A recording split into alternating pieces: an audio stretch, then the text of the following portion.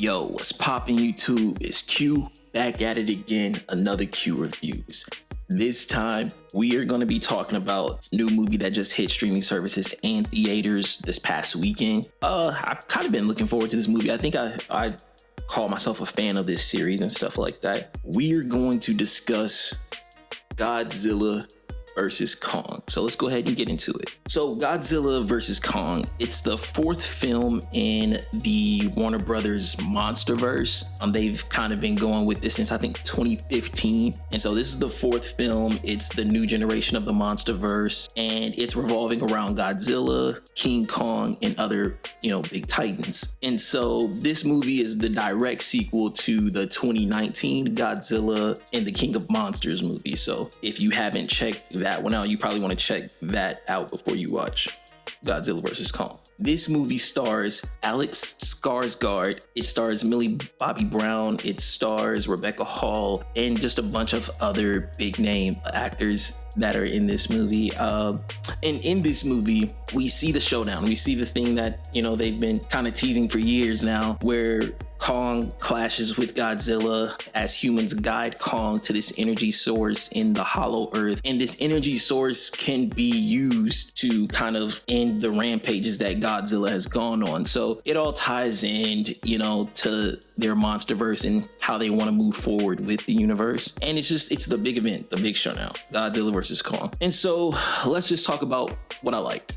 So what I liked, the first thing, the action. Everything that you want to see in a Godzilla and Kong movie is right here. It's the fight scenes. They don't really mess that up. It was very formulated. They didn't really go outside of the formula, which is awesome. You can't really ask for much more. So that was cool. The casting was also dope. All around, it had a nice cast. It makes you wonder, do the actors that are in this movie genuinely care? Are they invested in the characters like Godzilla and Kong and the Titans? Or does Warner Brothers just have a crazy budget for their casting? Because this is a pretty stacked cast with A and B list stars. So another thing that I really enjoyed was the panning in the fight scenes. It's not something that a lot of people look for, but it's something that I think can make or break an action movie. And so what I mean by the panning is when you're watching a big action scene, you don't want it to look like you're watching a boxing match or a UFC match, where it's kind of panned over like a helicopter. And you also don't want it to be shot like a World Star video. So there's different angles that,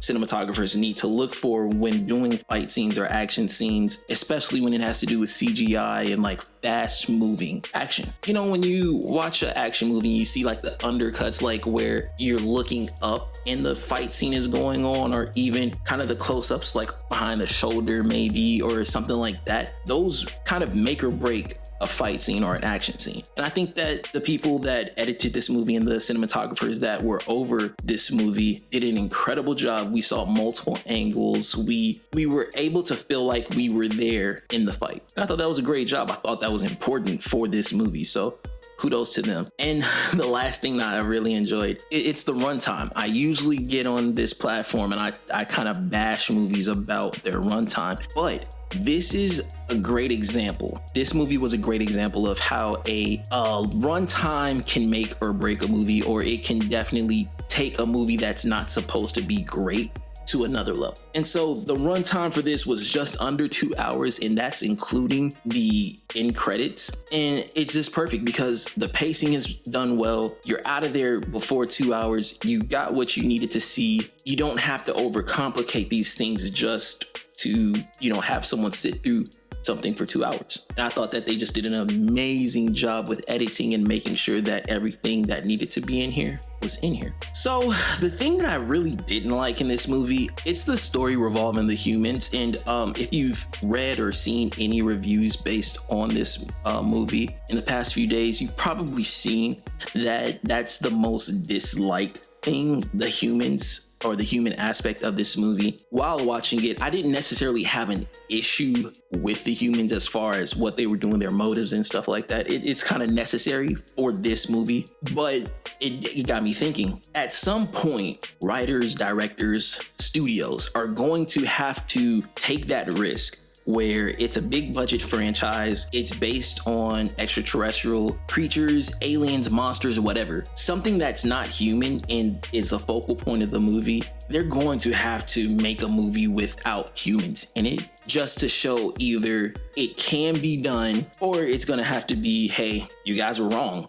This movie movies need human. They need the human element in there. 60% of the movie has to do with humans, and that's where it's just like, we came to see Godzilla and Kong. So that's the thing that I really didn't like. But overall, I give this movie a 9.6 out of 10. I had a great time watching it. It's a really easy watch. If you want to watch a movie about a giant lizard fighting a giant ape, I mean, this is your movie. This is like, if you like any Godzilla movie or any King Kong movie, this is for you. This is the perfect movie. And so Godzilla vs. Kong is on HBO Max right now for I think 30 days, and then they take it off. Yeah, if you have HBO Max, check it out, but it's also in theaters. Just be safe, stick to the COVID guidelines and stuff. If you do want to see it in theaters, I do think that it would look dope on a big screen, but I watched it on HBO Max and it looked great. In the comment section, comment below. Let me know what you thought about the movie. Let me know what your thoughts are on with the MonsterVerse. And then where do you see this MonsterVerse going? Like, what all